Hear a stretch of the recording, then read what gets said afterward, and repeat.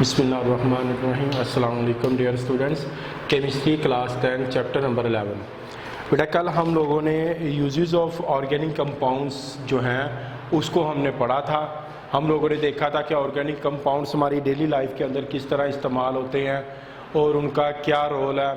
हमने देखा फूड के तौर पर ऑर्गेनिक कंपाउंड्स को हम यूटिलाइज़ कर रहे हैं, हमारे जो क्लॉथिंग है उसकी वो ऑर्गेनिक कंपाउंड्स हैं। इसके बाद हाउसेस, उसमें जो फर्नीचर हम इस्तेमाल कर रहे हैं वो सारा ऑर्गेनिक कंपाउंड्स हैं। फ्यूल हमारे ऑर्गेनिक कंपाउंड्स हैं। मेडिसन हो गई, बहुत सारे रॉ मटेरियल जो है पेपर, इंक, पेस्टिसाइड्स, ड्रग्स वगैरह, ये सब के सब ऑर्गेनिक कंपाउंड्स हैं। और इन तमाम चीज़ों को हम अपनी ज़िंदगी के अंदर डेली लाइफ में हम लोग यूज़ कर रहे हैं और इनके इस्तेमाल आते हैं। तो उसके बाद अगला हमारा जो आर्टिकल है वो alkanes and alkyl radicals.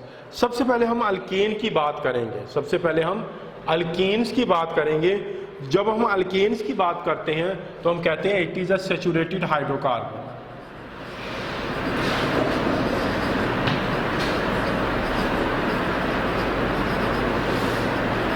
It is a saturated hydrocarbons. Saturated hydrocarbons क्या होती है? यानी ऐसी हाइड्रोकार्बन्स जिसमें कार्बन की 4 वैलेंसी जो है वो टोटली सेटिस्फाइड हो, कंप्लीट हो, उसको हम कहेंगे ये सैचुरेटेड हाइड्रोकार्बन है। इसको हम पैराफिन भी कहते हैं। क्या कहते हैं? पैराफिन्स भी कहते हैं।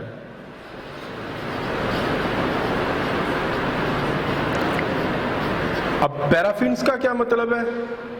पैरा मीन्स है लिटल,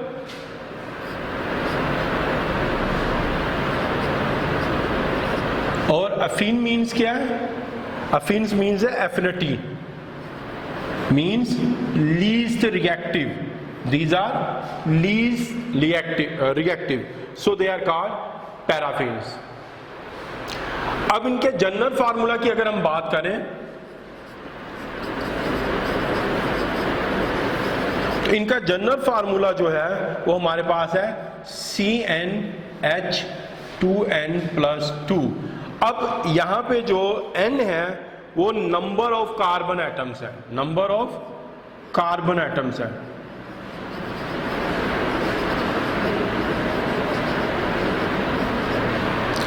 वो हमारे पास नंबर ऑफ कार्बन एटम्स है। और जब हम अल्केन्स की बात करते हैं तो अल्केन्स के अंदर जो नंबर ऑफ कार्बन एटम्स हैं वो 1 to 40 तक रेंज करते हैं। रेंज फ्रॉम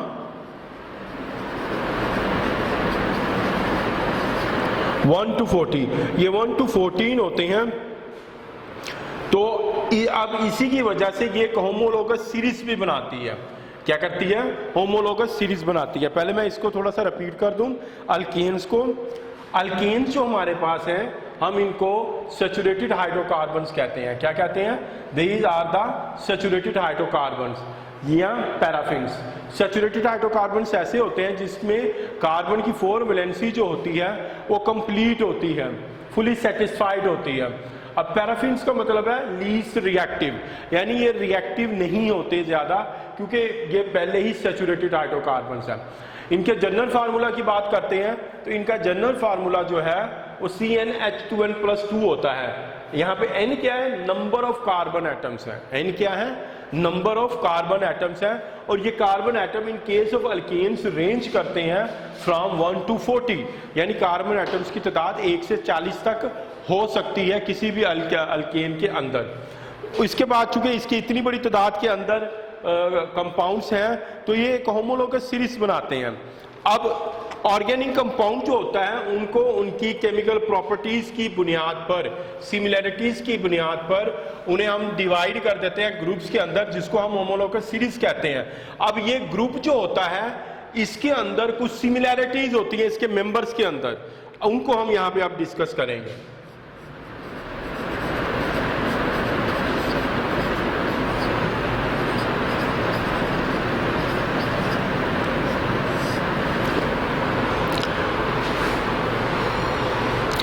सबसे पहले तो ये है कि all members of the series, all members of the series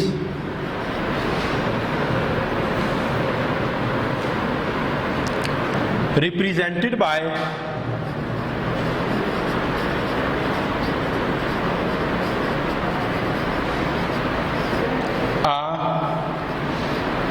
general formula, यानी तमाम मेंबर जो होंगे उस सीरीज के, उनको हम एक जनरल फार्मूला से रिप्रेजेंट कर सकते हैं। किसके साथ? जनरल फार्मूला के साथ रिप्रेजेंट कर सकते हैं। अभी जैसे मैंने बात की अल्केन्स की, तो उसका जनरल फार्मूला क्या था? CnH2n+2। उसके बाद अगर हम बात करते हैं अल्कीन्स की,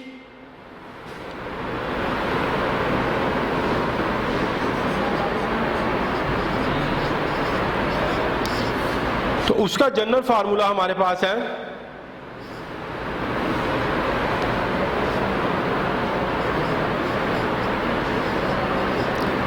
n, ये उसका जनरल फार्मूला है।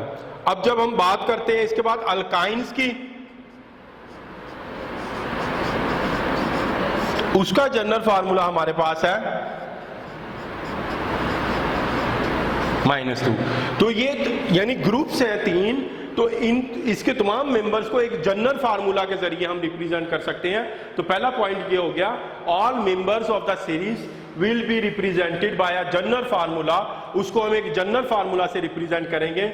जैसे अल्केन्स को हमने रिप्रेजेंट किया, अल्कीन्स को एक फार्मूला से और अल्काइंस को एक जनरल फार्मूला से हमने रिप्रेजेंट किया। ये इसमें वन सिमिलरिटी, पहली सिमिलरिटी होगी। नंबर 2 पॉइंट जो है,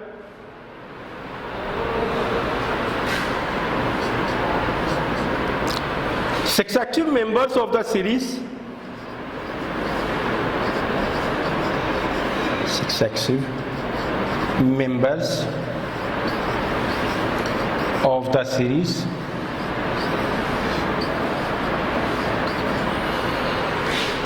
differ by 1 unit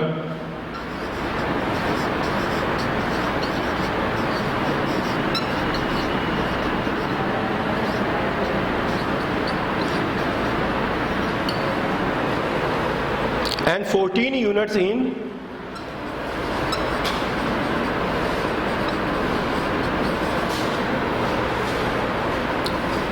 their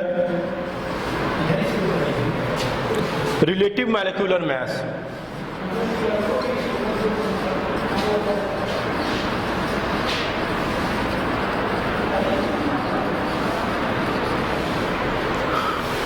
यानी सीरीज के जो मेंबर होंगे, हर मेंबर, अगला मेंबर जो होगा वो पिछले मेंबर से 1 यूनिट CH2 का उसमें फर्क होगा, और उसके जो 14 यूनिट जो होंगे उसका रिलेटिव मॉलिक्यूलर मास ज्यादा होगा। उसका मॉलिक्यूलर मास, यहां हम यूं कह सकते हैं, जैसे जैसे सक्सेसिव मेंबर चलते जाएंगे, मेंबर्स बढ़ते जाएंगे, तो हर आने वाला जो अगला मेंबर होगा उसमें 1 CH2 यूनिट का फर्क होगा, और वो मेंबर पिछले मेंबर से 14 यूनिट मॉलिक्यूलर मास उसका ज्यादा होगा, यानी मॉलिक्यूलर मास उसका बढ़ता चला जाएगा। अब मैं जब पॉइंट नंबर 3 की बात करता हूं, तो ये क्या है? They have similar chemical properties.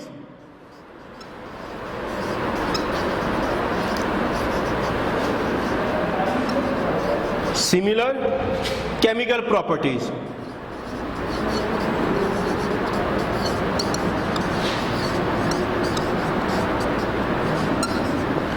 इनकी केमिकल प्रॉपर्टीज एक जैसी होंगी। वजह क्या है? वजह उसकी ये है कि इनका फंक्शनल ग्रुप जो होगा वो एक ही होगा पूरी सीरीज का। रीजन है इसका,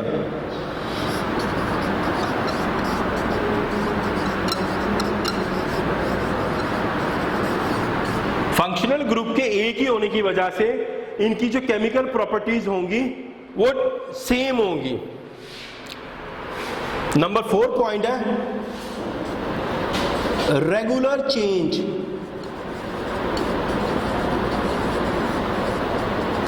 फिजिकल प्रॉपर्टीज, फिजिकल प्रॉपर्टीज जो होंगी वो रेगुलरली चेंज होती जाएंगी।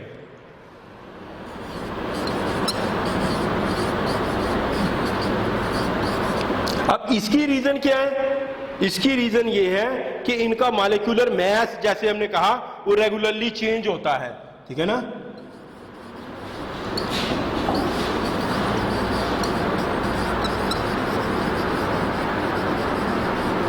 Because molecular mass is increasing, जिसकी वजह से इनकी फिजिकल प्रॉपर्टीज रेगुलरली चेंज होती जाएंगी। और लास्ट में इसके नंबर 5 है हमारे पास,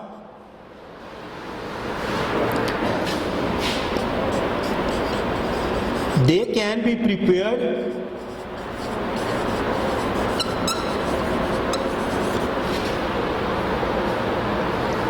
बाय सिमिलर जनरल मेथड्स।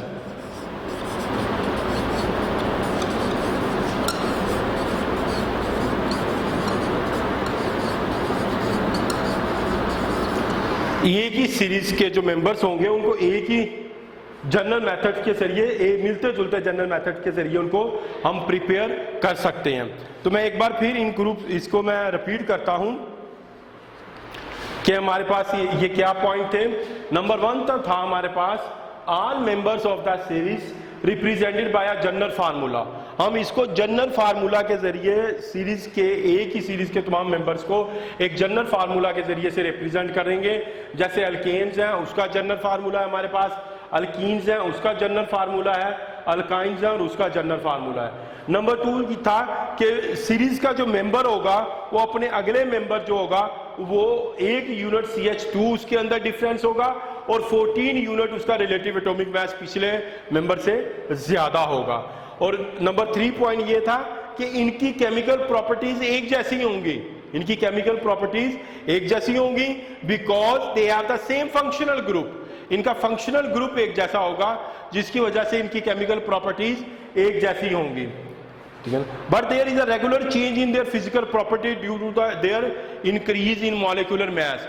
लेकिन इनकी जो फिजिकल प्रॉपर्टीज होंगी वो चेंज होती जाएंगी। क्यों?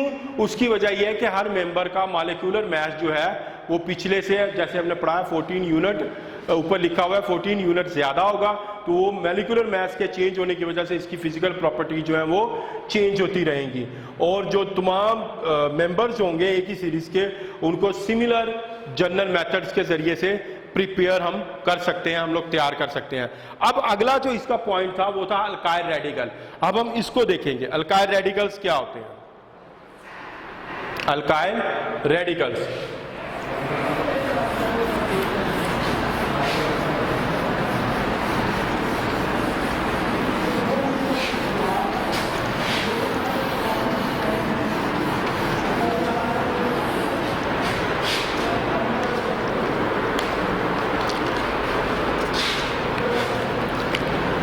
अल्केन्स के बाद और सीरीज के बाद अब हम देखते हैं अल्काइल रेडिकल्स क्या होते हैं। Alkyl radicals are actually the derivatives of alkanes.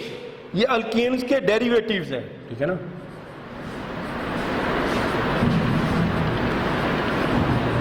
Of alkanes, alkanes के ये डेरिवेटिव्स हैं। और कैसे बनते हैं? When removed the one hydrogen atom of an alkane. जब अल्केन का एक हाइड्रोजन एटम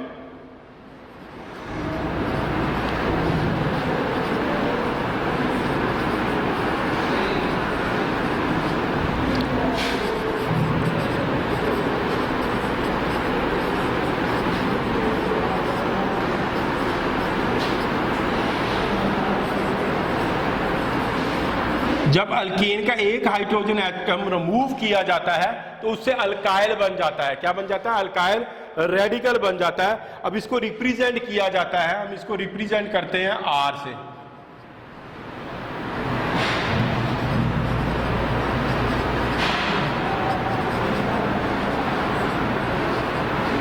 इसको R से रिप्रेजेंट करते हैं। अब इसको, इसका नेम कैसे हुआ? अब अल्केन का जो है, अल्केन का ANE काट देते हैं हम और उसके साथ YL जो है उसको ऐड कर देते हैं। यानी ये देखिए, अल्केन का ANE काटेंगे तो ये YL लगाएंगे, AN कट गया, YL लग गया, तो ये अल्काइल बन जाएगा। ये क्या बन जाएगा? अल्काइल रेडिकल बन जाएगा। क्या बन जाएगा? अल्काइल रेडिकल बन जाएगा। अब अल्केन का जनरल फार्मूला अगर आपको याद हो तो हमने अभी पढ़ा है पीछे, वो क्या था? CN H2N प्लस 2 है हमारे पास। अब इसमें से एक हाइड्रोजन हम लोग निकाल देते हैं अल्केन में से, अल्केन में से एक हाइड्रोजन निकाल देते हैं, तो अल्काइल का जनरल फार्मूला बन जाएगा +1। ये इसका जनरल फार्मूला बन जाएगा, यानी एक हाइड्रोजन यहां से स्किप हो गई, तो ये हमारे पास जनरल फार्मूला बन गया अल्काइल का। ठीक है, इसकी एग्जांपल से पहले मैं आपको एक बार इसको फिर रिपीट कर देता हूं कि अल्केन जो है, अल्काइल जो है, these are the derivatives of alkanes, ये अल्केन्स के डेरिवेटिव्स हैं। And when alkyls are formed when we remove the one hydrogen from the alkane atom, then it is converted into alkyl radicals. जब हम एक hydrogen जो alkane की है उसको रिमूव कर देते हैं तो वो अल्काइल रेडिकल के अंदर चेंज हो जाता है। इसको आर से रिप्रेजेंट किया जाता है। फिर इसका नेम किस तरह लिखा जाता है, अल्केन जो है उसका ANE हटा देते हैं हम और उसकी जगह YL लगा देते हैं, तो अल्काइल बन जाता है। तो क्या बन जाता है, अल्काइल बन जाता है। अल्काइल रेडिकल का जो जनरल फार्मूला है वो CnH2n+1 है। अल्केन का +2 था, क्योंकि एक हाइड्रोजन हटा दी गई यहां से, तो एक हाइड्रोजन की कमी से ये +1 हो गया, जिसकी वजह से ये अल्काइल रेडिकल का जनरल फार्मूला बन जाता है। अब जब हम इसकी एग्जांपल्स की बात करते हैं तो आप देखेंगे यहां पे इसकी एग्जांपल्स में, ये पेज नंबर 67 पे एक चार्ट दिया हुआ है जिसके अंदर सबसे पहले मीथेन। मीथेन इसका फार्मूला मॉलिक्यूल है CH4। अब ये इससे जब अल्काइल रेडिकल बनेगा तो वो क्या बन जाएगा, मीथाइल। मीथेन ANE हट जाएगा, YL लग जाएगा, तो मीथाइल बन जाएगा, मीथाइल। और एक हाइड्रोजन हट जाएगी तो CH3 हो जाएगा। क्या हो जाएगा, CH3 हो जाएगा। इसी तरह ईथेन, ईथेन, अब इसका फार्मूला जो है वो C2H6 है, तो ये ईथेन से इथाइल बन जाएगा, इथाइल बन जाएगा। और इसका जनरल फार्मूला क्या हो जाएगा, C2H5, ये इसका मॉलिक्यूलर फार्मूला बन जाएगा। ठीक है, इसी तरह अगर हम बात करते हैं प्रोपेन की, प्रोपेन, अब उसका मॉलिक्यूलर फार्मूला C3H8 है, C3H8। अब ये प्रोपेन से प्रोपाइल के अंदर चेंज हो जाएगा, किसमें, प्रोपाइल के अंदर, और इसका फार्मूला क्या हो जाएगा, C3H7। इस तरह ये एक मुकम्मल टेबल दिया हुआ है। तो एक हाइड्रोजन के हटाने से ये अल्केन है हमारे पास सारी की सारी। ठीक है, जो अल्काइल रेडिकल के अंदर चेंज हो रही है, जैसे मैंने आपको बताया मीथेन जो है CH4 है वो मिथाइल CH3 में चेंज हो जाएगी। इथेन जो है C2H6 है, वो इथेन जो है वो इथाइल के अंदर चेंज हो जाएगी C2H5, जब हम उसका एक हाइड्रोजन हटा देंगे। प्रोपेन है C3H8, इसका एक हाइड्रोजन हटाएंगे तो प्रोपेन जो है वो प्रोपाइल के अंदर चेंज हो जाएगी, जो हमारे पास है C3H7 के अंदर। अब हम इसकी एक मजीद एग्जांपल देखते हैं, रेडिकल्स देखते हैं प्रोपेन के, जो एन प्रोपाइल और आइसोप्रोपाइल बनते हैं। ये किस तरह बनते हैं, ये देखें। सबसे पहले हम प्रोपाइल का फार्मूला राइट करेंगे, CH3 CH2 CH3, ये हमारे पास है प्रोपेन।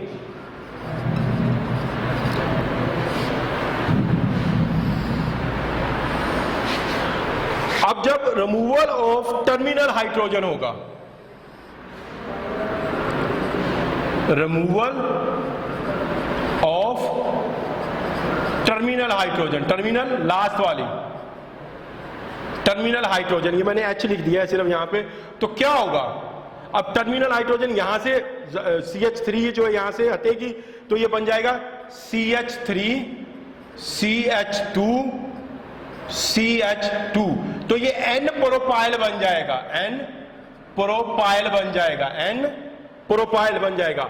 अब इसी तरह जब सेंट्रल हाइड्रोजन रिमूव होगी, रिमूवल ऑफ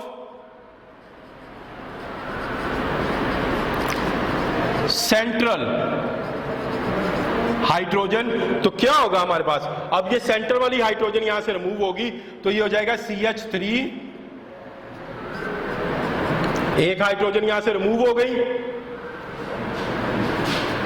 CH3, तो ये N प्रोपाइल था, ये आइसोप्रोपाइल बन जाएगा, आइसोप्रोपाइल बन जाएगा।